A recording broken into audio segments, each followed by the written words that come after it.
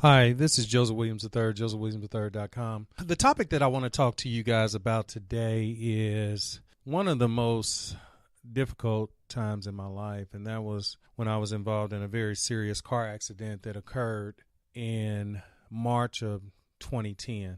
Actually, it occurred on March 9th of 2010, and what actually happened was I was in a car with my supervisor, who was the assistant superintendent for the school system that I worked in. And we were actually on our way to an in-service that was in another city. And so we had it was actually around lunchtime when we left the school. We went to a place to eat. It was called the Airport Restaurant.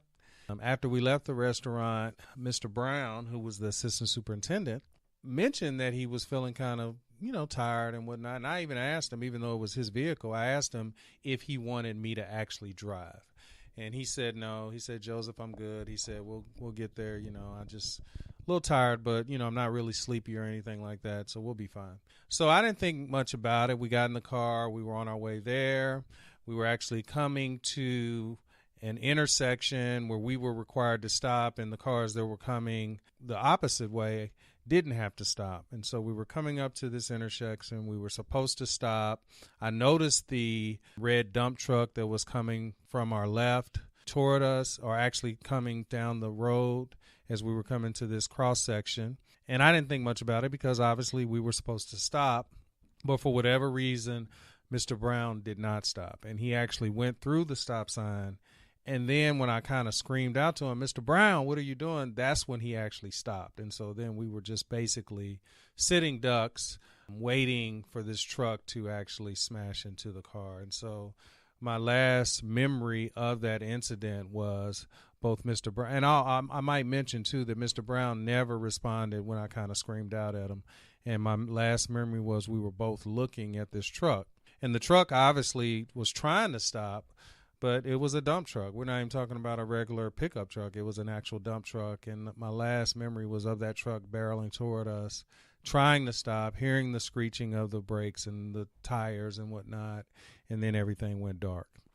And so all I can tell you is that when I really thought that my life was over, and my life flashed before my eyes at that point. And there were so many things that were going through my mind. This was on March 9th, 2010. My wife was pregnant with our son at the time, and she was due to have him sometime in March at any moment. And all I could think about was my son was not going to be able to ever meet his father or have me in his life. And so, again, like I said, your life, just when you're in that kind of situation, your life really, truly does flash before your eyes. And so everything went dark when I came to. The car smashed into us from Mr. Brown's side, causing him to basically fly into me, which knocked me out. And I know this not because I actually remember that happening, but when I got to the hospital, the whole left side of my face was swollen. So, and the only thing that could have happened was him, being slammed into me.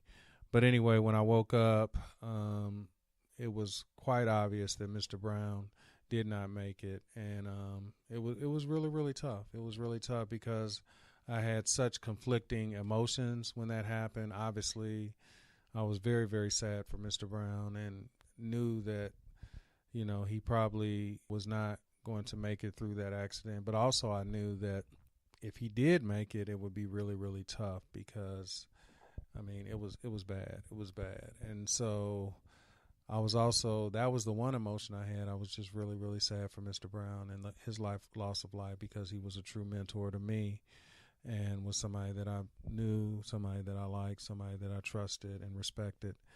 But also I was so grateful to God that, he had allowed me to live, and that I was going to be able to see my son, and I was going to be able to make it through this horrific accident that occurred. And so I'm just so grateful to God that he spared my life. I can tell you, when those kind of things happen, it really makes you take inventory of your life and start checking what's important, what's not important. I can tell you, before that accident happened, certain things that I was fearful of, things like fear of flying and other things, like, my health, that I kind of took for granted, those things really changed after 2010, after March of 2010. I realized that, no matter how much I might be trying to dodge certain things that I might be afraid of, at the end of the day, truly God is in control, and you have no control over your life. You just need to live your life, because when it is your time, it is your time. Mr. Brown did not wake up on March 9, 2010 and say, today is a good day to die. But that's what happened, and it really taught me a very valuable lesson. And so what I've done is I've really tried to live my life for today.